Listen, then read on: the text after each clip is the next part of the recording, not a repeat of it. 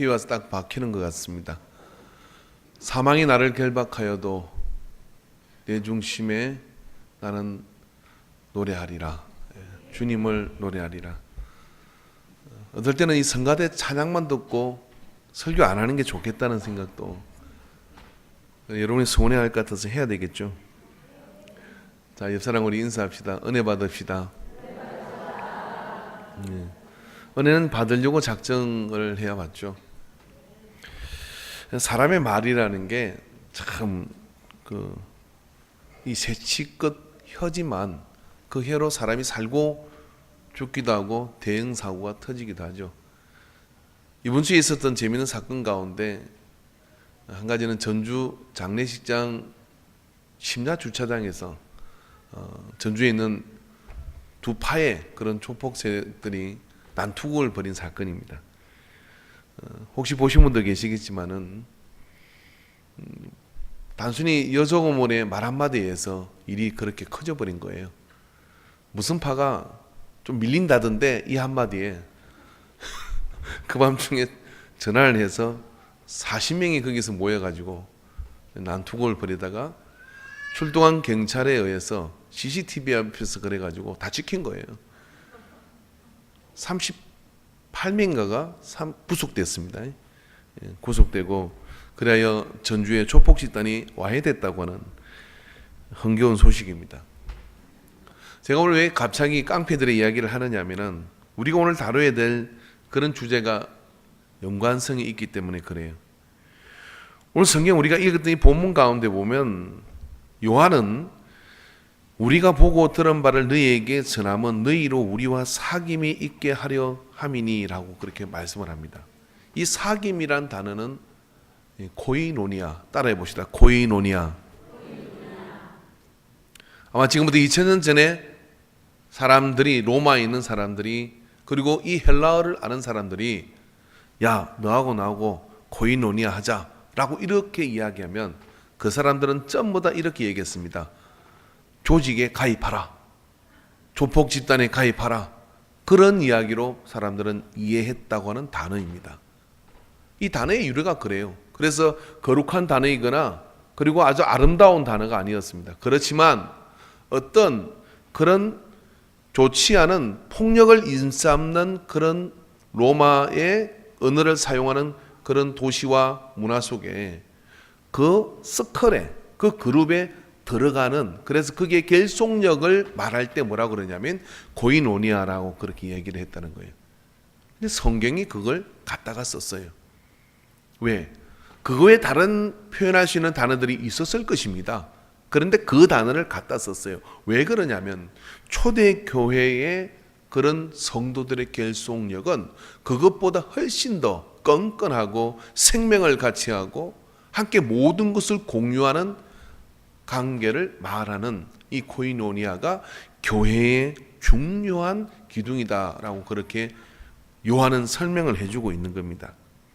누가 맞으면 가서 때려주고 누가 한 사람이 어려움을 당하면 같이 울어주고 하는 그런 것이 코이노니아다라고 하는 거예요. 그게 여러분 초대교회 교제라고 하는 단어예요. 여러분 우리는 지금 아주 편안한 시대의 예수를 믿습니다. 혹시 오늘 교회 오는데 너 교회 가면 잡아 죽일 거야 하는 그런 위협 속에서 그 위협을 이기고 교회에 온 사람이 있겠습니까? 교회 안 가면 맞을 것 같아서 온 사람들은 있지만은 교회 안 가면 여러 가지 불편함이 발생할 것 같아서 온 사람은 있지만은 너 교회 가면 너 모든 직장에서 잘라버리고 그 다음에 너는 이제 완전히 왕따로 만들어버리겠다? 그런 어떤 위협을 받으며 교회 오늘 예배에 나온 분이 있겠습니까? 없다는 것이 정말 하나님의 은혜의 복이에요. 그런데 말입니다. 2000년 전에 이 그리스도인들은 이 코이노니아를 하기 위해서 에클레시아라고 하는 교회 속으로 들어가려고 할 때 이런 작정을 해야 돼요. 어떤 작정이냐면 사자굴에 던져줄 수도 있고 또 모든 내가 알고 있는 유대 집단에서 왕따가 되어 모든 직장을 잘리게 될 수도 있고 그리고 아주 친하게 지내던 그 친척으로부터 이제는 완전히 등을 돌려서 이제는 네 알아서 살아라 하고 내침을 당할 수 있는 그런 위협을 무릅쓰고 이 사람들은 모여가지고 예배를 드리고 초기 신앙과 교회를 이루어 갔다고 하는 거예요. 어떻게 그런 힘이 있을 수 있을까요? 어떻게 그런 능력이 나타날 수 있을까요? 왜냐하면 그들에게는요, 예수 그리스도가 계셨고 복음이 있었고, 네, 맞습니다.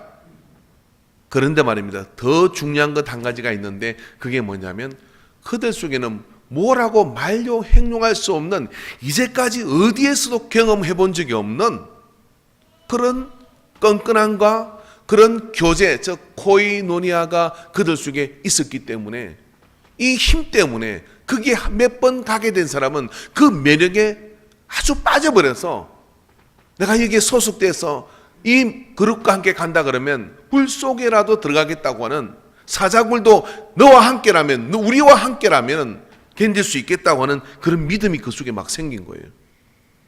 그러니까 여러분, 교회는 굉장히 강력한 거예요. 그런 교회 여러분 상상해 보셨습니까? 아니면 경험하고 있습니까?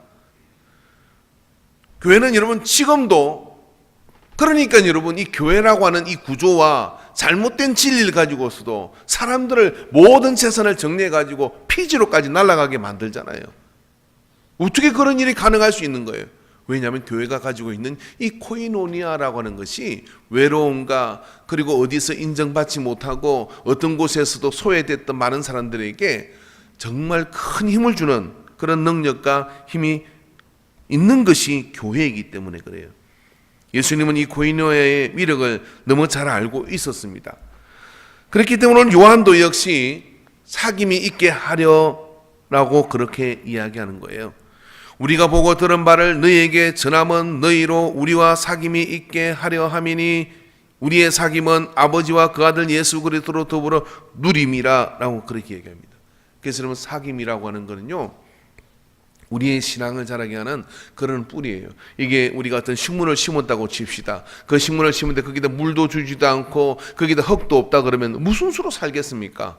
그 토양 자체가 코이노니아라고 하는 그런 끈끈한 사귐이 있으면 거기에서 말입니다, 연약한 씨랄지라도 그 씨가 양분을 잘 받아가지고 아주 튼튼한 나무로 자랄 수 있는 거예요. 그래서 여러분, 그런 어떤 것들을 지식적으로 알고 있지만 이 사귐에 대해서 우리가 훈련하고 피부로 느끼지 않으면 교회를 늘 어떻게 하는 생각하느냐면 겉돌다가 교회는 뭐 그래 라고 이렇게 이야기를 합니다. 사람이 힘들어하는 것은, 지난주까지 저는 기도에 대한 설교를 했습니다만 하나님께 기도하는 게 힘들잖아요. 근데 하나님께 기도하는 것보다 더 힘든 게 있어요. 제가 목사로 이렇게 교회를 이렇게 목회하다 보면요, 더 힘들어하는 게 있어요. 성도님들이 뭐 때문에 힘들었냐면요, 세상에서는 돈 때문에 힘들고, 이 교회에서는 말입니다, 사람 때문에 힘들어. 그러니까 사람만 방해하지 않으면 교회는 잘 될 것 같아. 그렇게 안 생각하세요? 저만 그렇게 생각합니까? 사람 때문에 힘들다고 얘기해. 왜 사람 때문에 힘들다고 얘기하냐? 교회 가니까 딱 보기 싫은 그 사람, 교회 갈 때마다 나한테 이렇게 말하는 것 같아, 이런 것 저런 것 때문에. 그래가지고 여러분, 큰 교회가 어떻게 했냐면요, 우리 교회도 이제 그렇게 했습니다마는 1부 예배, 2부 예배, 3부 예배, 4부 예배를 나누는 이유 중에 그런 이유가 있는 거예요. 나는 목사님 저 사람 때문에 이 교회를 또 못 다니겠어요. 그래요, 그럼 예배 시간 따로 만듭시다. 그래가지고 2부 예배에 나오는 거야. 3부 예배에 나오는 거예요. 왜? 누가 1부 예배 간다네. 나는 2부 예배로 갈래. 2부 예배 잘 되는데 그 사람이 2부 예배로 와. 그럼 나는 1부 예배로 가. 그러다가 안 되면 저 2층으로 가요. 우리 교회는 없는 것 같습니까? 자유하지 않습니다. 코이노니아를 포기하는 거죠. 사람 때문에 힘들다 그래요.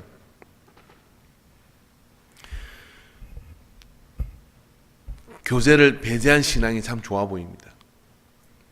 나 하나님 잘 믿으면 되잖아요. 내 믿음 내가 지켜야 되는 거잖아요. 그러니까 하나님 앞에 내 믿음 잘 내가 기도하면 되고, 내가 하나님께 예배드리면 되고, 그렇게 생각하잖아요. 근데 성경을 보고 초대교회를 보면 저도 그게 솔깃하고 괜찮은 것 같아요. 부산에 어떤 교회가 있는데요, 정말 그 교회는 목사님이 너무 목회할 게 없어요. 왜 그러냐면 교인이 한 300명 모이거든요. 근데 주일 예배 11시 예배만 딱 드려요. 그리고 구역도 없고 조직도 없고 직분도 없어, 솔직히. 그리고 재정 정리하는 재정부 좀 있고 없어요. 그 목사님 맨 일주일에 골프 치러 다녀요. 골프가 고수예요. 그리고 또 주일날 예배 11시 예배 가서 예배만 딱 드리면 교인들이 다 와. 희한한 교회잖아요. 근데 300명이 늘 딱 300명이야. 왜 그렇게 300명을 그렇게 유지하느냐 보니까 서울에서 파견이 되어서 2년, 3년으로 그렇게 지방으로 파견되는 이 직장인들이 그 중력들 되는 사람들이죠. 그러니까 거기로 다 오는 거예요. 오는데 이제 거기서 떠날 때쯤 되면은 인계를 하고 와요. 다음 사람 오잖아요. 야, 너 교회 고를 거 없다. 야. 저 교회는 신방도 없고, 저 교회는 뭘 모이라고 하지도 않고, 저 교회는 어떤 뭐 해라고 부담도 안 주고 예배만 딱 드리면 돼. 그래가지고 인계해가지고 항상 300명이 로테이션으로 돌아가는 거예요. 목사님이 하고 싶어도 할 게 없어. 그러니까 재정은 또 넘쳐나죠. 그러니까 그 돈 가지고 이웃교회는 도와주고 그런 게 도와주고. 근데 씁쓸하죠. 왜? 이게 교회일까요? 주님이 그런 교회를 원했을까요? 그 목사님이 그런 교회를 지향한 것입니까? 현대인의 어떤 가슴 속에 있는 사람 때문에 힘든 신앙생활, 사람 때문에 힘든 이 신앙생활 때문에 그런 괴물 같은 이상한 교회가 등장하는 건 아닐까요? 근데 여러분, 보다 우리는 좀 더 심각합니다. 왜 심각하냐면 이 코이노니아를 포기하는 것은 신앙을, 예배를 포기하는 것이기 때문에 그래요. 예수님께서는요, 마태복음 18장 19절부터 20절의 말씀에 보면 이렇게 말씀해, 한번 읽어봅시다. 시작. 진실로 다시 너희에게 이르노니 너희 중에 두 사람이 땅에서 합심하여 무엇이든지 구하면 하늘에 계신 내 아버지께서 그들을 위하여 이루게 하시리라. 두세 사람이 내 이름으로 모인 곳에는 나도 그들 중에 있느니라. 예. 두세 사람이 이렇게 모였어. 서로 인사도 안 하고 딱 모여가지고 독서실에 있는 것처럼 아버지하고 가는 걸 예배라고 하진 않아요. 여기서 두세 사람이라고 이야기하고 또 너희 중에라고 그렇게 이야기하고 두 사람이 땅에서 합심하여라고 그렇게 얘기하는 모든 것은 교제를 전제로 한 공동체를 이야기하는 겁니다. 그래서 우리가 예배 가운데 예배를 드리지만은 예배 시간에 옆 사람하고 잡담하는 건 좀 지나치게 간 거고, 그렇지만 예배를 드리지만 나 혼자만의 시간을 딱 고집하고 그 다음에 누구하고도 어떤 교제를 나는 트지 않겠다라고 생각하고 나간다 그러면은 분명한 것은 그 사람 예배를 드린 것이 아닙니다. 성경은 이렇게 얘기합니다. 형제가 다툰 일이 있거든, 형제와 다툰 일이 있거든 먼저 그것을 가서 하야하고 와서 예물을 드리라, 즉 예배를 드리라, 이렇게 말씀을 하셔요. 이게 교제가 깨진 상태에서는, 사귐이 균열이 된 상태에서는 그것은 교회일 수 있고 교회일 수 없고 예배일 수 없다고 예수님은 말씀을 하신다 이 말이에요. 그래서 이는 교제라고 하는 것은 참으로 우리의 예배를 성리하는 그런 중요한 기준이 되는 거예요. 여러분, 사단은 예배를 공개하지 않아요. 사단은 우리가 예배를 드리는데 와서 우리한테 그 예배를 못 드리도록 공격하는 것을 그런 하수의 수법을 잘 쓰진 않습니다. 그럼 어떻게 공격하느냐 하면은 우리의 관계를 깨뜨리고 공격을 하는 거죠. 그래서 관계를 깨뜨리고 공격하면 예배가 실패됩니다.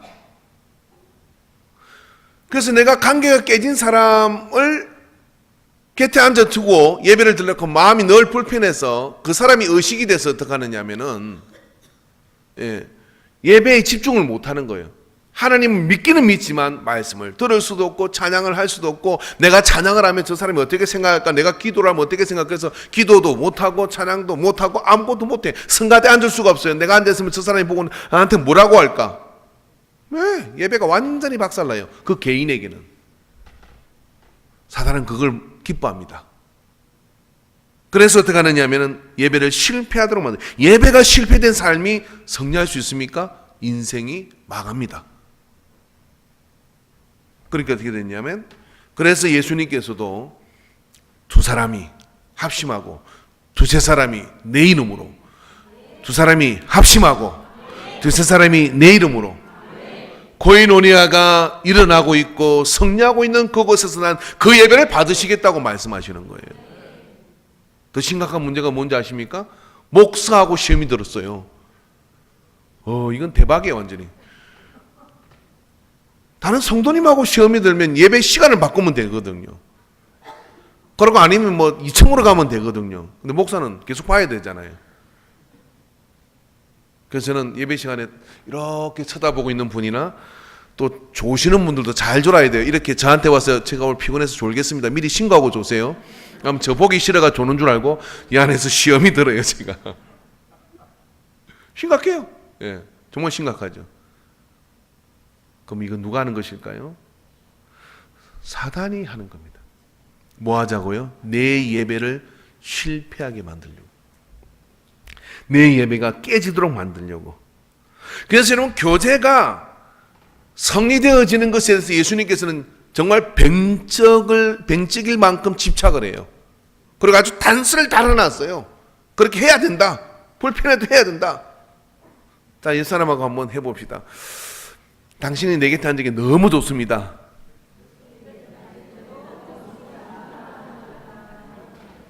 사람이 이 땅을 살아가면서 척지지 않은 사람이 어디 있겠어요? 근데 여러분 생각해 보세요. 옆자리에 지금 내가 평생에 두 번도 보기 싫은 사람이 앉았다고 생각을 해봐.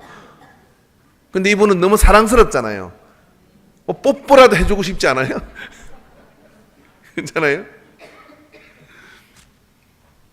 교제가 얼마나 위력이 있냐면, 사귐과 이 교제가 얼마나 위력이 있는 것이냐면, 제가 이 설교를 준비하다가 한번 상상을 해봤어요. 다윗과 삼손을 한번 상상을 해봤어요. 그러다가 재밌는 상상을 해봤는데 1초 만에 대답을 하셔야 돼요.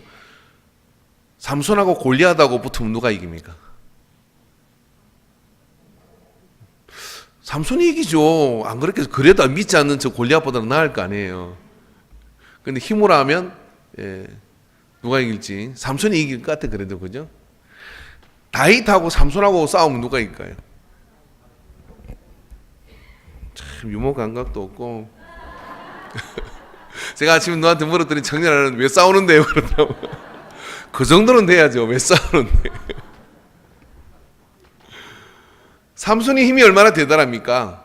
삼손이 힘이 대단하죠. 그렇지 않습니까? 당나귀 턱뼈를 뜯어가지고 자기를 묶어는 1000명을 그 자리에서 죽일 정도로 굉장히 힘이 장사입니다. 그런데 삼손은 실패했고 다윗은 승리했습니다.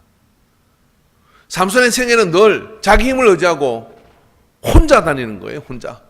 블레셋 들어가서 성문 뜯어내고 뭐 혼자. 그러다가 짝이 되는 게 딱 하나 있었어. 누구?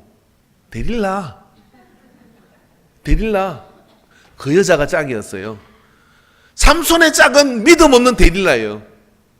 마귀라 이 말이에요. 마귀가 짝이 되니까 어떻게 되느냐면 유대 땅에 있지 아니하고 유대 사사가 유대 땅에 있지 아니하고 늘 블레셋 가서 그게 살다 보니까 머리 잘렸지. 살다 보니까 데리려고 사귀다 보니까 머리 잘리고 그 다음에 눈 빠지고 짐승처럼 연자맷돌을 돌리는 그런 시세가 돼버렸어요. 그 다윗은 말입니다. 짝이 있어. 누구예요? 사귐이 있었죠. 요나단이죠. 사울의 아들 요나단이 얼마나 다윗을 사랑했는지 여인이 남자가 여인을 사랑하는 것처럼 사랑을 했다 그래요. 요나단이 자기가 왕이 올라가야 되는데 왕의 자리를 양보하고 네가 왕이 되는 게 낫겠다 그렇게 얘기할 정도로. 그래서 둘이가 나중에 사울이 이해 못하는 것 때문에 그렇게 헤어지게 될 때 서로 눈물을 쏟으며 서로가 서로를 걱정하는 그렇게 헤어지는 요나단이 늘 있었어요. 이런 다윗은 말입니다. 이 코이노니아 즉 교제와 사귐을 잘 만들어가는 사람이었어요. 삼손은 힘이 장사하고 능력을 붙이다면 제가 볼 때는 삼손이 다윗을 충분히 이깁니다. 같이 믿음 있다 그러면 힘으로 어떻게 삼손을 당할 자가 누가 있겠어요? 그런데 말입니다. 다윗은 왕이 되었고 삼손은 뭐냐면 눈 빠지고 머리 잘려 실패자가 됩니다. 왜 그러냐면 교제를 몰라요. 모르니까 악한 것하고 교제하는 동안에 눈 빠져버린 겁니다. 그러나 다윗은 말입니다. 그렇게 쫓기는 가운데 그 굴에 모인 400명의 환난당한 자, 빚진 자 이런 사람들과 함께 교제를 나누죠. 그리고 그 쫓기는 가운데 부하들과 그런 전설 같은 용사들을 키워내요. 이게 교제가 얼마나 능한 사람인지 몰라요. 이 다윗의 교제의 극적 장면이 바로 베들레헴 성문 앞에 있는 우물에서 한 사건을 목격하게 되죠. 베들레헴 성을 적이 정복하고 있는데 그때 이쪽 맞은편에서 저 성을 나가 이제 전쟁을 치루해야 되는데 다윗이 베들레헴이 고향이니까 그 성문 앞에 있는 우물이 달달하고 시원하고 맛있다는 걸 아는 거예요. 그래서 지나가는 말로 이렇게 얘기를 했어요. 아, 저 베들레헴 성 앞에 있는 저 우물이 참 시원하고 맛있는데, 그렇게 말을 했어요.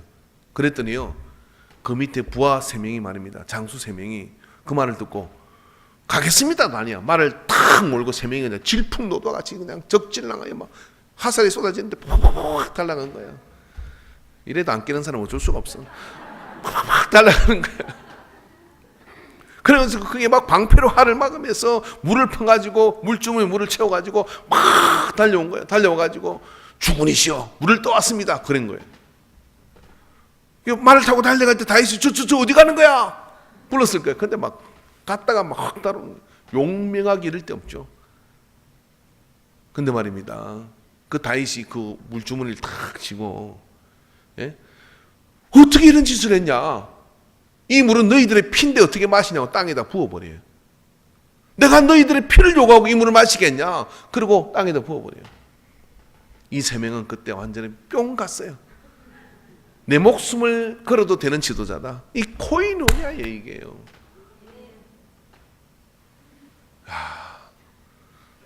제가 만약에 우리 교회는 어떤지 모르겠어요. 제가 새벽에 우리 이분주는 일주일 동안 참 철회하는 사람이 있으면 좋겠는데요, 이렇게 말을 했어. 그랬더니 새벽에 온 근사님들이 막 석은 사람이 전화를 해가지고 막 젊은 이 근사들 전화를 해가지고 이번 주 철회해야 된다, 저녁에 나와라 막 연락을 해가지고 다 나오는데, 그렇게 했는데 저녁에 와서 막 기도 소리 나서 교회를 오니까 세상에 재직들이 다 나와 있네. 아이고, 믿음도 좋아요. 다 나와 있더니 그 다음에 막 교회가 막 일주일 동안 뜨거워져요. 아이고, 출근 어떻게 할래? 빨리 집으로 돌아가시오. 불 끌랍니다. 빨리 집으로 돌아가시오. 이게 교회가 되는 거예요. 딸랑 3명. 누가 그런다고 나오겠어? 이거하고 다윗과 함께 했던 용사들하고는 차원이 다른 거예요. 그 힘은 어디서 나오는 거냐는 거예요. 삼손의 힘으로 할 수 없는 이스라엘의 맹실공이 실제적 왕이 되는, 왕조를 이루는 다윗의 힘은 사귐과 교제에서 나옵니다. 여러분, 사귐과 교제를 포기하면 교회는 그리스도의 DNA가 묻어나지 않아요. 여러분이 뭔가를 얻고자 한다 하더라도 사귐과 교제를 포기한 나 혼자 보는 성경과 나 혼자 빠진 그 고집 속에 묻혀있는 신앙은 위기 때 나를 붙들어 줄 자가 없을 뿐만 아니라 어쩌면 주님도 모르는 나인 그런 신앙일 뿐입니다. 그래서 우리는 손을 내밀고 때로는 부담스럽지만은 사귐으로 나아가기를 주님은 원하셔요. 여러분, 예수님은 3년 동안 공생애를 지내셔요. 그 공생애를 3년 동안 지내실 때 우리는 예수님께서 하신 말씀과 그리고 하신 기적과 그런 것들을 성경 안에서 보잖아요. 자, 토탈 다 합쳐도 사복음서예요. 이 사복음서 동안에 예수님께서 하신 그 말씀과 이런 이야기들이 3년 동안 예수님이 하신 전부일까요? 3년 동안 예수님께서 하신 거기에 중요한 그런 말씀들을 제자들은 하나도 빠뜨리고 다 이었을 거 아니에요. 그럼 대부분은 뭐 했을까요? 뭐 한지를 저는 알아요. 마태복음 9장 14절부터 15절 말씀 한번 봅시다. 자, 말씀 같이 읽읍시다. 시작. 그때 요한의 제자들이 예수께 나와 이르되 우리와 바리새인들은 금식하는데 어찌하여 당신의 제자들은 금식하지 아니하나이까? 예수께서 그들에게 이르시되 혼인집 손님들이 신랑과 함께 있을 동안에 설파할 수 있느냐? 그러나 신랑을 빼앗길 날이 이르르니 그때 금식할 것이니라. 이런 어문과 이런 질문, 그 다음에 너희 선생은 어째 먹기를 탐하고 마시기를 즐기냐? 먹기를 탐하고 마시기를 즐기냐? 이렇게 물을 정도 예수님 이미지는 어땠냐면은 늘 잔치집이야. 먹성과 영성이 비례한다는 이야기, 이런 이야기예요. 늘 잔치집인 거야. 제자들하고 예수님하고 다니는데 그게 막 장례 행렬처럼 말도 우중충하게 다니는 게 아니라 사두개인들 바리새인들은 막 해골처럼 우중충하게 다니는, 뭐 세상 거짓말 다 치는 것처럼 그렇게 고개를 떨고 그렇게 다니는데 그래야 거룩하고 그래야 경건하고. 근데 예수님은 안 그러는 거예요. 제자들 함께 뭐 춤을 추고 다니는 거야. 할렐루야. 왜 그러냐? 금식 좀 해라. 좀 경건성이 떨어진다. 그러는데 예수님께 딱 한마디 하셨어요. 야, 신랑하고 같이 있는데 어떻게 초상집을 만드냐? 잔치집이지. 그러나 신랑을 빼앗길 때가 올 것이다. 그때 되면 우리도 금식할 거니까 걱정하지 마라. 근데 신랑이 빼앗긴 게 딱 3일밖에 안 돼요. 3일 만에 부활하셔서 그것도 못 참고, 그래가지고 어떡하냐, 40일 동안 또 부활했다고 할렐루야. 그래서 성천하고 가시면서 자리 깔아 나는 거나. 근데 내가 세상 끝날까지 너하고 함께 할 거야. 근데 우리는 신랑을 빼앗겼어, 안 뺏겼어? 금식하지 마세요. 근데 금식할 때가 와요. 언제? 신랑을 빼앗겼을 때. 내 안에 하나님이 없는 것 같아. 예수님이 없는 것 같아. 절망이 나를 감싸가지고 날 죽을 것 같아. 그런 생각이 들면 어때요? 그때는 금식해야 돼요. 그 성경도라자면 뭐냐면, 신랑과 함께 있는 신부는 혼인집, 잔치집이 되어야 되는 거잖아요. 예수님 의도가 있었어요. 왜냐하면 3년 동안 제자들과 함께 다니면서요, 예수님은 그들 속에 이 사귐이 충만하도록 만들었어요. 그 사귐의 충만한 가운데 예수님의 땀방울이 떨어지는 것까지도 그 제자들은 다 흡입하고 받아들였던 거예요. 왜? 그들이 바로 초대교회 이 사귐을 통하여 복음이 전해지게 만들어야 될 사역자들이니까. 여러분, 주님과의 사귐은 이 케이블이 연결되는 케이블이에요. 케이블이, 마이크 케이블. 자, 이게 아무리 좋은 설교자가 있고, 아멘 안 하시죠?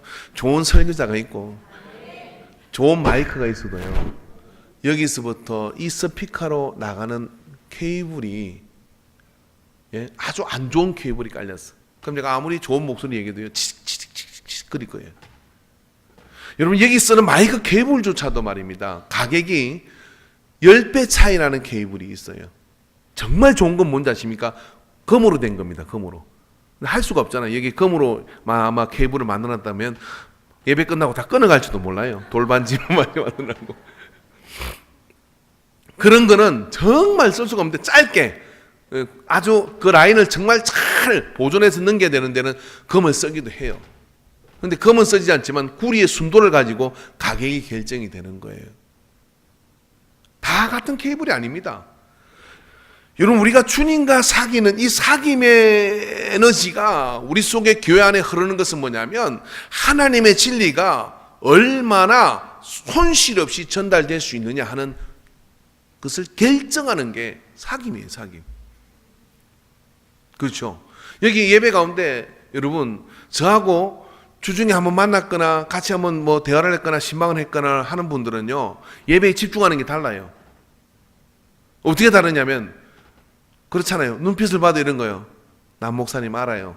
그리고 나도 당신 알아요. 이렇게 되는 거예요. 그런데 그냥 뭐 갑자기 낯선 사람이 저기 서 있는 것 같은 사람이 있을 수도 있잖아요. 너 매주마다 낯설어. 그죠? 저도 낯설어요. 그럼 어떻게 될까요? 남의 이야기 하는 거죠. 그것하고는 차원이 다른 얘기. 근데 예수님은 이것 때문에 뭐냐면 3년 동안 말씀의 진리를 전하는 것 외에 그들과 함께 먹고 함께 마시고 함께 혼인집을 만들며 잔치집을 만들어 갔던 거예요. 그것이 고스란히 그들 속에는 전해졌어요. 그 중에 특별히 요한은 다른 제자였습니다. 오늘 본문 요한 1서는요, 요한 사도가 쓴 글이잖아요. 요한은 누굽니까?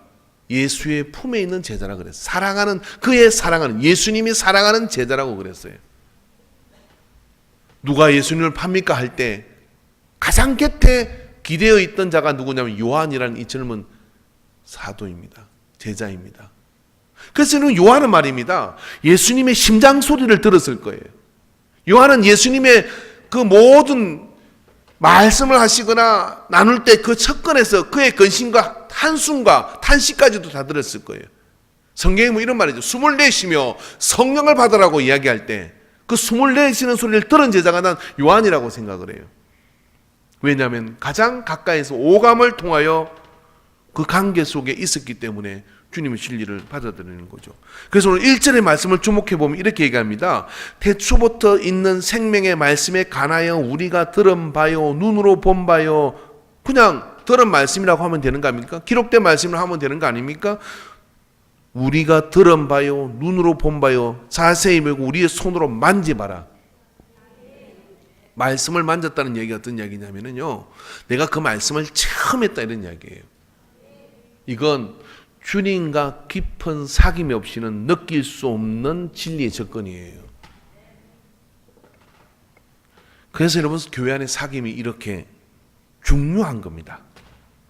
그래서 그 주님과의 사귐이 그 안에 깊어지면 만물의 어뜸이 되신 주님으로부터 오는 각양 좋은 것들이 손실대적 우리의 삶 속에 이루어지는 역사가 나타나게 될 줄로 믿습니다.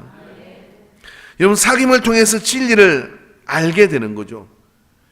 그래서 성경 빌레몬서 1장 6절에 보면 이로써 내 믿음의 교제가 우리 가운데 있는 선을 알게 하고 그리스도께 이르도록 역사하느니라. 한번 읽어봅시다. 시작.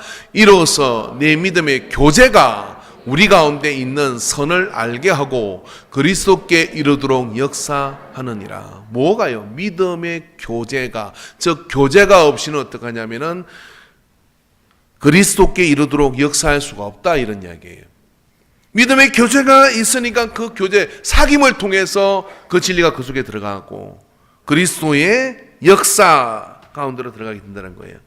요한일서 1장 7절에 그가 빛 가운데 계신 것 같이 우리도 빛 가운데 행하면 우리가 서로 사귐이 있고 그 아들 예수의 피가 우리를 모든 죄에서 깨끗하게 하실 것이요 그랬어요. 즉 예수 그리스도와 사귐이 빛 가운데, 그래서 그 사귐이 있을 때 어떻게 되냐면 보혈의 능력이 우리의 모든 죄를 씻어내는 그런 역사가 있는 것이죠. 테이프를 좀 거꾸로 돌려가지고 삼손은 왜 실패했냐면 불신자이고 이방 여자였던 데릴라를 사귀는 동안에 그의 모든 능력이 다 손실돼 버렸어요. 그러나 다윗은 믿음의 사람 요나단을 친구로 삼았기 때문에 어떻게 하느냐면 니것 내것 할 것 없이 이 이스라엘의 부흥을 위해서 네가 먼저 가는 게 좋겠다. 그래서 함께 하나님의 역사와 성령의 능력을 경험하는 그런 동력자가 있었기 때문에 그 큰 역사를 이루어 갈 수가 있었습니다. 여러분, 신앙생활 사실 교회만큼 재밌는 거 없어요. 사귐을 배제하면 교회만큼 지루한 거 없어요. 그러나 교회는 이 교회 공동체는 이 사귐을 통해서 어떻게 하느냐면은 하나님의 역사를 정복시켜 왔고 이루어가는 겁니다. 제가 좋아하는 찬양 가운데 이걸 완창을 잘 못하겠어요. 저는 그게 감정에 몰입이 돼서 초대교회 제자들이 사자굴에도 들어가고 그리고 또 그 어려운 위기 속으로 직면하고 이겨나갈 수 있던 힘이 뭘까? 근데 그걸 좀 보여주는 찬양이 하나 있어요. 지난 6월절 저녁 성찬 때 주님과 함께 마시던 빗잔 그 일이 문득 생각이 나면 어느새 두 밤에 주르르 눈물만이 흐릅니다. 수없이 많은 여기까지만 합시다. 근데 그 다 내용을 들어보면 어떤 내용이냐면 제자들이 주님이 떠나고 이제 사도행전의 역사를 가지고 나갈 때 야고보 사도가 순교를 당하고 그리고 또 그 역사를 가지고 나갈 때 이제 함께 했던 사람 한 사람이 다 이제 복음의 현장에서 뿔뿔이 흩어져서 그곳에서 사역을 하고 그러면서 순교를 당해 가잖아요. 근데 계속해서 저 길을 갈 수 있는 힘은 뭘까? 예, 주님께서는 끝날 적에 함께 한다고 했겠죠. 그러나 육신의 때로 그 예수님과 함께 식사를 하고 그 예수님과 함께 거리를 걷고 그리고 그 예수님과 함께 갈릴리 주변 도시들을 돌아다니며 그렇게 함께 행했던 그 시간들, 그 함께 했던 교제, 사귐, 그 사귐의 에너지가 그들을 붙들고 있었고 그래서 그런 공동체, 마태 공동체, 요한 공동체, 바울 공동체, 그런 공동체들이 만들어져 가면 그게 교회가 되고 그래서 그곳에 고스란히 예수 그리스도의 복음의 능력과 진리가 전달되었던 것이죠. 그게 초대교회의 역사입니다. 오늘날도 다르지 않습니다. 오늘날도 우리가 사귐이 없이는 복음을 포기하는 것이고, 사귐이 없이는 예배는 실패하는 것이고, 사귐이 있을 때 어떻게 되느냐 하면 그 안에서 적은 것으로 나누어진다 할지라도 그 속에서 하나님이 함께하는 능력은 폭발적으로 일어나는 거예요. 저는 우리 인간교회가 이 사귐에 능한 교회가 될 것을 믿습니다. 그걸 한번 입증해 주시기 바랍니다. 왜? 오늘 오후에 도망가지 마시고, 빠지지 마시고, 상품에 목숨 걸지 마시고, 함께 잔치를 준비한 남성교회에 동참해서 나누고, 그렇게 할 때 같이 있기만 해도 은혜가 되잖아요. 이게 사귐의 출발이라고 생각을 해요. 여러분, 사귐을 하기로 작정을 하고 나가면 신앙생활에 재미가 있어요. 그리고 오감으로 주님의 진리를 막 느끼게 돼요. 그 다음에 사귐이 누림에 이룬다는 거예요. 오늘 성경은 이렇게 얘기하죠. 뭐라고 얘기합니까? 3절에 보니까 우리가 보고 들은 바를 너희에게 전함은 너희로 우리와 사귐이 있게 하려 함이니 우리의 사귐은 아버지와 그 아들 예수 그리스도로 더불어 누림이라 그랬어요. 주님은 우리에게 오실 때 생육하고 번성하고 땅을 정복하고 다스리라 말씀하셨고, 예수님은 우리에게 뭐라고 말씀하셨느냐면은 그게 창세기에 나오는 복이라면 예수님은 내가 온 것은 양으로 생명을 얻게 하고 더 풍성하게 얻게 하려 함이라고 말씀해 주셨어요. 요한복음 10장 10절에 하신 말씀인데, 풍성한 삶, 누림은 어디서부터 오는 거냐면 우리가 사귐을 성리할 때 일어나는 그런 역사와 복인 것을 기억하고, 한번 교회 안에서 우리가 사귀는 일에 적극적으로 손을 내밀고 서로를 부둥켜 안아주는 그런 은혜가 있기를 축원합니다. 기도하겠습니다.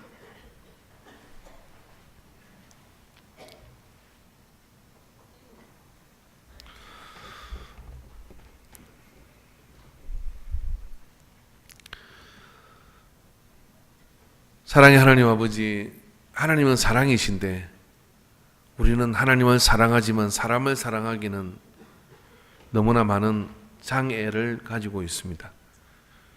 이제 복음의 능력으로, 주님의 명령으로 사귐에는 어떤 이유도 토를 달지 않는 우리가 되게 하시고, 주님이 하나 되게 한 것을 힘써 지키는 우리 공동체가 되게 하여 주시옵소서. 그 일에 때로 내가 마음이 상한다 할지라도 내가 더 먼저 다가가고 먼저 마음을 열고 더 많이 사랑하는 그런 성숙한 그리스도인이 많은 우리 인간교회 되게 하여 주시옵소서. 그래서 이 땅에 방황하는 영혼들이 마음껏 둥지를 틀 수 있는 우리 인간교회 되게 하여 주시옵소서. 주께서 역사하시고 인도하시는 것을 믿습니다. 오늘 아버지 하나님, 이제 남성교에서 모처럼 교제의 시간을 만들었는데 함께 동행하는 소중한 추억의 시간이 되게 하여 주시고, 함께 나누는 행복한 시간 되도록 협력하여 선을 이루도록 인도해 주시옵소서. 감사드리며 예수님의 이름으로 기도하옵나이다. 아멘.